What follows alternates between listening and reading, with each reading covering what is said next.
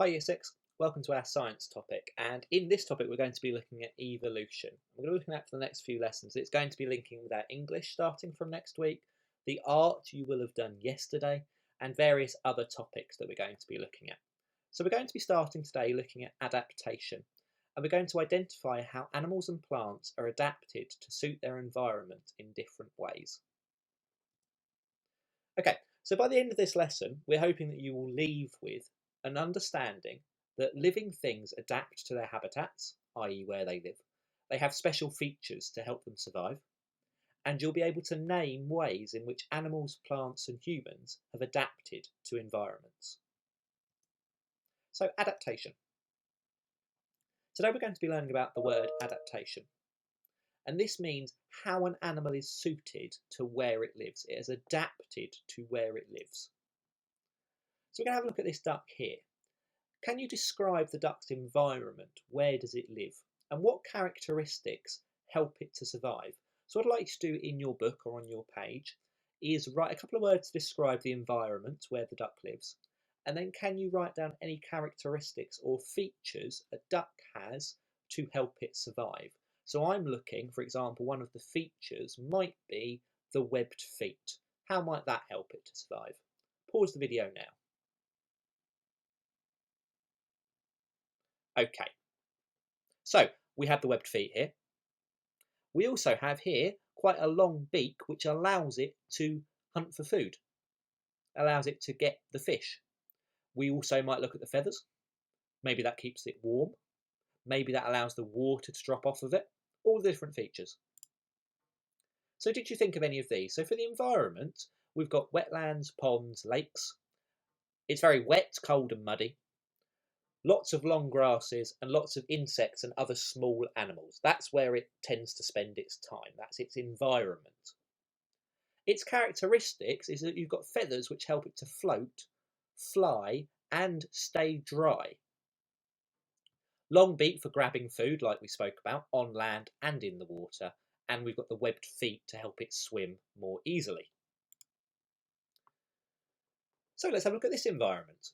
And what characteristics do you think the water lily has to survive? So we're not looking at an animal this time, we are looking at a plant.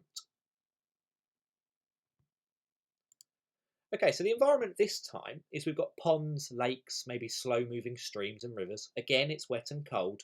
And we have soft, muddy banks and pond or riverbeds. Now, in terms of characteristics, a water lily has lots of roots spread through soft soil. Long stems reach up to the surface, and flowers and leaves which help it to float on the water. Okay, let's think about a giraffe. How do you think a giraffe is adapted or matched to where it lives? What advantages does it have in how it is made and what it looks like that's going to help it to survive? Pause the video now, write down a quick list of what you think. Okay, so one of the ways is it has a long neck to reach leaves in tall acacia trees. Without the long neck, it wouldn't be able to do that. It has a camouflaged coat with spots of different sizes, and that's to help it survive or hide in the African savannah. Obviously, it wouldn't camouflage very well in a forest, but you've got to bear in mind that giraffes normally are found in Africa in very dry, barren places. It has long, tough tongue to help it get the leaves off of the trees. It allows it to snap those leaves off the trees to then be able to eat. And it has a fringed tail to keep flies away, to stop it from irritating them. All right, we've got a lion this time. How do you think a lion is adapted to its environment? Pause the video, write a quick list down. Okay. So it has really powerful back legs to help it run fast to catch its prey. It needs to be quick because it needs to catch what it's trying to eat. It has a camouflage coat of golden fur to help it again hide in the African savannah. Its mane helps protect its neck when two male lions fight.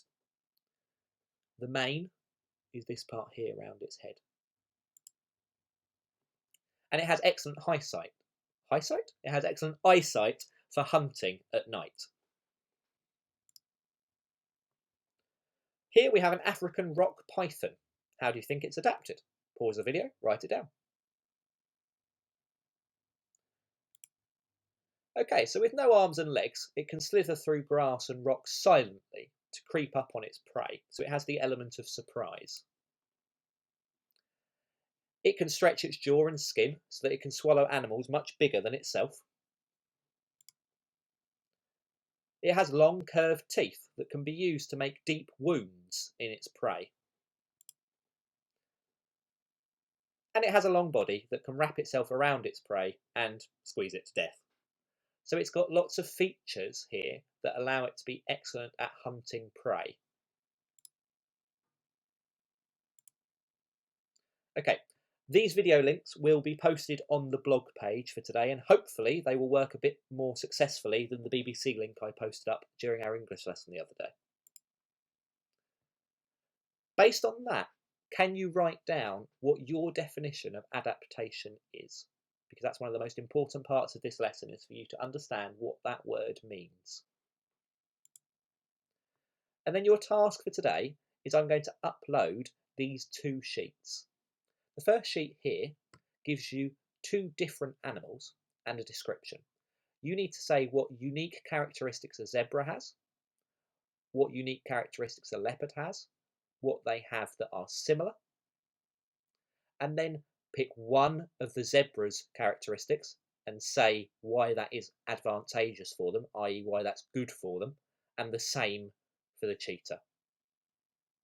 You can then pick any animal you like and have a go at drawing it and finding out how it is adapted to live in its environment.